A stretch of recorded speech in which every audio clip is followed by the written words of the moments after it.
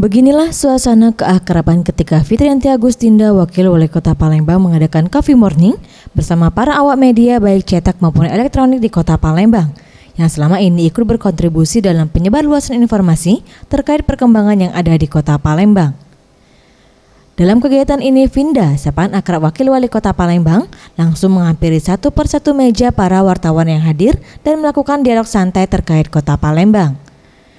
Ditemui di sela kegiatan, Vinda menyampaikan kegiatan ini dimanfaatkan Pemkot untuk mengetahui informasi yang dimiliki awak media terkait permasalahan yang ada di Palembang, agar nantinya Pemkot Palembang dapat lebih siap dalam menyelesaikan permasalahan yang ada.